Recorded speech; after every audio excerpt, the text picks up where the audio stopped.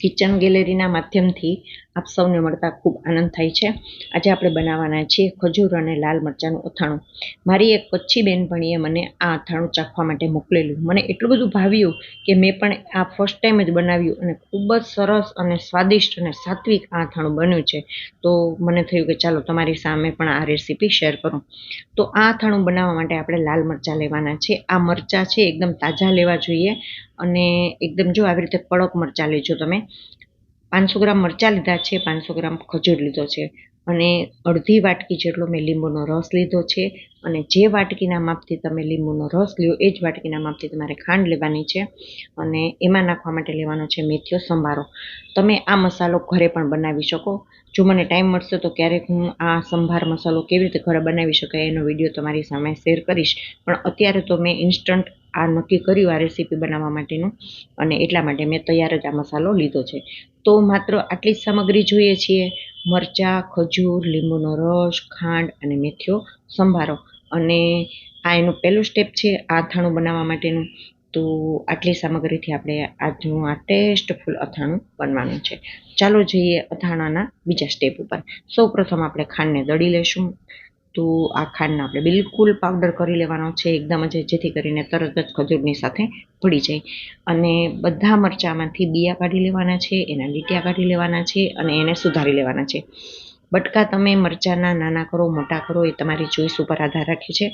તો બધા મરચાંમાંથી મેં બિયા કાઢી લીધા છે, એના લીટિયા કાઢી લીધા છે અને ધોવાના નથી, કારણ કે આમાં પાણીનો ભાગ તો રહેવો જ ન જોઈએ.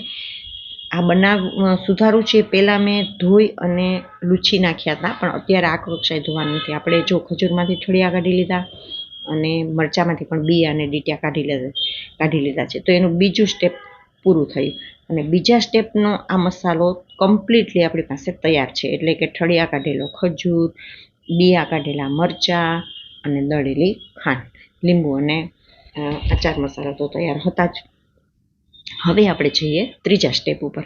તો એક મોટા લોયાની અંદર મરચાં અને ખજૂર મેં નાખ્યો છે, એમાં નાખીએ આપણે લીંબુનો રસ, ત્યાર પછી નાખીશું આપણે દળેલી ખાંડ અને હવે નાખીએ એમાં મેથીઓ સંભાર મસાલો અને કાશ્મીરી મરચીની 2 ચમચી અને નિમક પ્રમાણસર નાખવાનું, કારણ કે આ મેથીઓ મસાલો છે ને એ પણ ખારો હોય, મતલબ કે એમાં પણ નિમક રહેલું હોય છે. પછી તમે ચાખીને પાછળથી નાખી શકો, વધી જાય તો કાઢવું મુશ્કેલ થાય. અને બસ હાથની મદદથી ચોળીને આને મિક્સ કરી દેવાનું છે. હાથ તો તીખા થઈ જશે, પરંતુ હાથની તીખાશ કાઢવા માટે પણ મારી પાસે તો આઈડિયા છે. હાથમાં ગોળ લેવાનો છે અને ગોળથી એકદમ ચોળીને હાથને ધોઈ નાખવાના છે, એટલે તીખાશ જતી રહે.